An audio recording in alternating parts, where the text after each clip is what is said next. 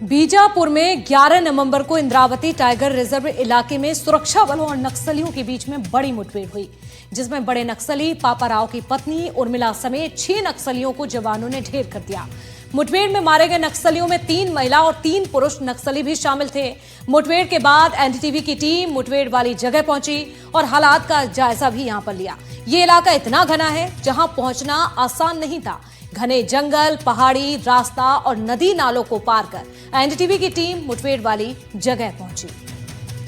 तो देखिए, एनडीटीवी की टीम न केवल मुठभेड़ वाली जगह पहुंची बल्कि मुठभेड़ वाले पूरे इलाके को कैमरे पर दिखाया। देखिए मौके से हमारी खास रिपोर्ट। 11 नवंबर को बीजापुर के इंद्रावती टाइगर रिजर्व में एक बड़ी मुठभेड़ हुई और इस मुठभेड़ में 6 माओवादियों को मार गिराने का दावा पुलिस ने किया है। इन मारे गए 6 माओवादियों पर 27 लाख रुपए का इनाम था, जिसमें सबसे बड़ा नाम भूचन्ना बताया जा रहा है।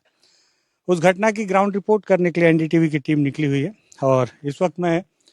बीजापुर जिले के उसी इंद्रावती टाइगर रिजर्व के इलाके में। सबसे पहले हम बीजापुर से होते हुए आदेड़ गांव को पार करके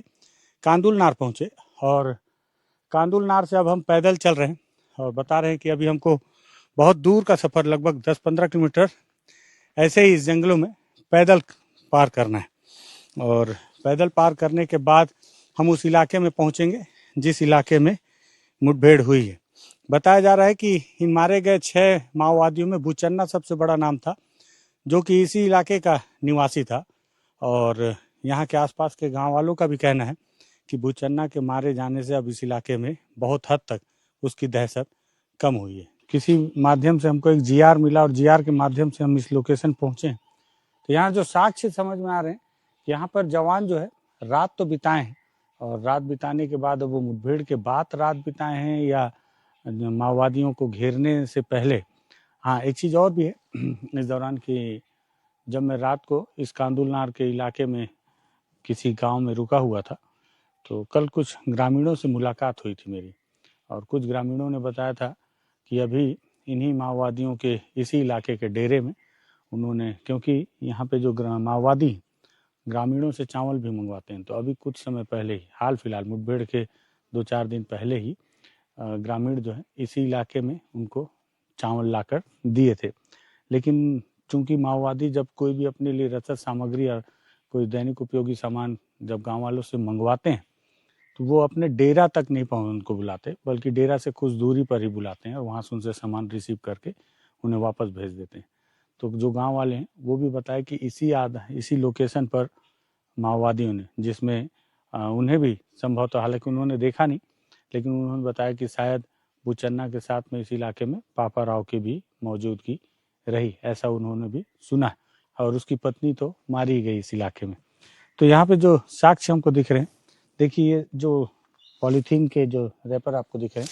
ये जवान असल में जब अपने साथ जब मुठभेड़ में आते हैं तो उन्हें कई दिनों तक, 2 दिन 3 दिनों तक रहना होता है, तो वो इस तरह से अपने लिए खाने के सामान लेकर आते हैं और रात बिताते हैं। तो खाने के सामान खाने के बाद जो पॉलीथीन यहाँ घटना स्थल पर ही छूट जाती है उनसे, ये उसके निशान है। ये देखिए, ये सभी जो खाने की सामग्रियाँ हैं ये जवानों के द्वारा लाई गई हैं और इसमें ये चावल है। चावल में जिस तरह से फफूंद लग गई है, ये चावल भी, हालांकि 11 तारीख को मुठभेड़ हुई थी और आज 14 तारीख है ना, तो ये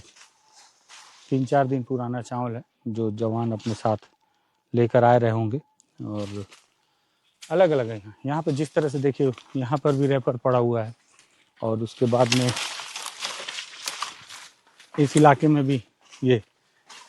रैपर और खाने के बाद उन्होंने यहीं पर जो अपने सामान छोड़ दी, पॉलीथीन सारे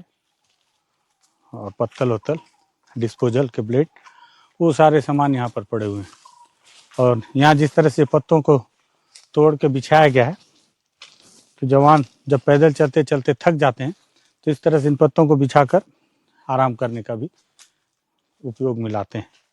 तो ये वही स्पॉट है जहाँ पर जवान आखिरी समय रुके होंगे और हालांकि इसी आसपास के लोकेशन में मुठभेड़ कहीं हुई है और ये बहुत घना जंगल है इंद्रावती टाइगर रिजर्व का। ये बात अलग है कि इस इलाके में टाइगर नहीं है, जो क्योंकि अगर होते तो मुझे दिखते, गांव वाले भी बताते हैं कि शायद एक शेर है जो इस इलाके में बहुत पहले देखा गया था। उसके बाद से इस इलाके में शेर नहीं देखे जाते, माओवादी जरूर दिख जाते थे।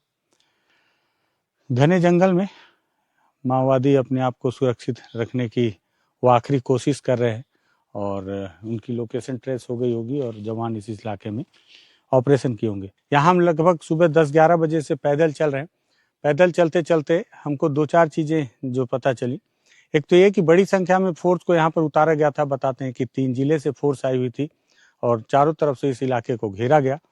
और घेरने के साथ ही साथ फोर्स ने आसपास के जो गांव हैं उन्हें भी रोकने के लिए एक टीम लगाई थी, ताकि फोर्स कोई भी ग्रामीण इस मुठभेड़ की जद में ना आ जाए और कोई बेकसूर ना मारा जाए।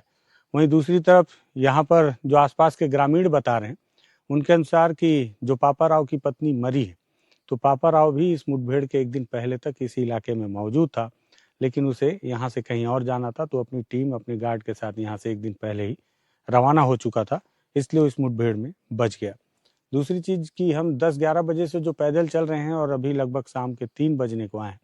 लेकिन अब तक हमें चारों तरफ जवानों के मौजूद होने की पुख्ता प्रमाण तो मिल रहे हैं। तो फोर्स यहाँ तक आई थी और फोर्स के आने के बाद उन्होंने खाना खाया, जगह जगह पर उनके जूतों के निशान हैं अलग अलग गीली मिट्टियों में, लेकिन गोलियों के निशान कहीं नहीं मिले। तो गोलियों के निशान मुझे ये पहली गोली के निशान मिली है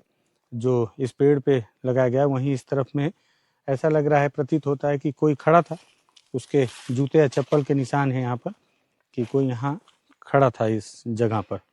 तो इससे ये अंदाज लगाया जा सकता है कि हो सकता है कि कोई माओवादी यहाँ जो पहला संतरी के तौर पर रहा हो या वो जवानों को देखते हुए भाग रहा हो, छुपने की कोशिश कर रहा हो और फोर्स ने उसे सबसे पहला टारगेट किया हो। अब गोली उसे लगी या नहीं लगी ये तो पता नहीं, लेकिन ये है कि ये पहली गोली की निशान जिसने इस पेड़ पे अपना निशान छोड़ा है गोली ने। और ख़ास बात यह कि 6 माओवादी मारे गए। 6 माओवादी मारे जाने के इलाके में अगर पेड़ों में, जहाँ कि आप इतना सघन वन क्षेत्र है ये इंद्रावती का टाइगर रिजर्व इलाका, कि आप यहाँ से मुझे लगता है कि 100 मीटर से दूर भी जाकर दूर तक आपके देखने की क्षमता खत्म हो जाएगी पेड़ों के घनत्व की वजह से।